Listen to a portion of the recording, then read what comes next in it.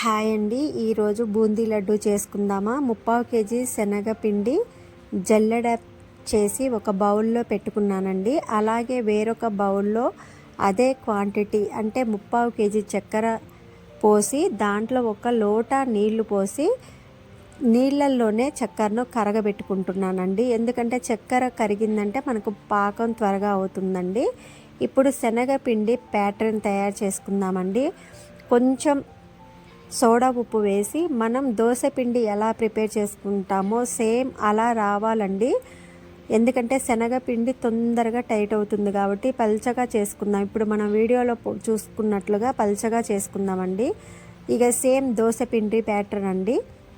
అంతేనండి. ఒక చిల్లుల గిన్నె తీసుకొని ఆల్రెడీ నేను స్టవ్ ఆన్ చేసి కళాయి పెట్టి నూనె పోసి వేడి చేశానండి. ఇప్పుడు చిల్లుల గిన్నె ఒకటి తీసుకొని మనం ప్రిపేర్ చేసిన బూందీ ప్యాటర్న్ కొంచెం కొంచెంగా చిల్లుల గిన్నెలో పోసుకుంటూ మనం బూందీ ప్రిపేర్ చేసుకోవాలండి. నాకు 5-6 బ్యాచెస్గా బూందీ పిండి వచ్చిందండి. దాదాపు ఒక 70 దాకా లడ్డూలు అయ్యాయండి. అన్నీ కూడా మనం లేతగా వేయించుకోవాలండి. ఇప్పుడు మనం బూందీకి బాగా గట్టిగా వేయించుకుంటాం, కానీ ఇది వేసామా తీసామా అన్నట్టు ఉండాలండి. బూందీ అనేది మెత్తగా ఉండాలండి. అదే దీంట్లో ట్విస్ట్ అనమాట. మొత్తం శనగపిండి అంతా బూందీలుగా ప్రిపేర్ చేసుకున్న తర్వాత మనం పాకం ప్రిపేర్ చేసుకుందామండి.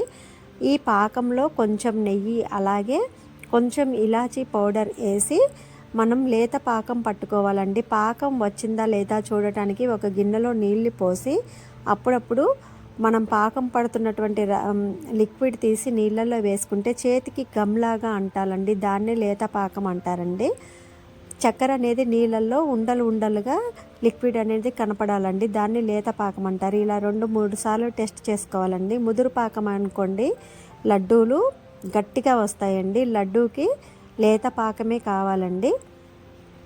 పాకం రెడీ అయిపోయిందండి. ఇప్పుడు మనం ప్రిపేర్ చేసుకున్నటువంటి బూందీ అంతా కూడా పాకంలో వేసి ఒక చిన్న గ్లాస్ తోటి నెయ్యి యాడ్ చేసేసి వేడి చల్లారిన తర్వాత చిన్న చిన్న లడ్డూలుగా చుట్టుకోవడమేనండి. పెద్ద పెద్దగా లడ్డూలు చుట్టుకుంటే మన వాళ్ళు కొంచెం దీన్ని పక్కకు పెట్టేస్తారు.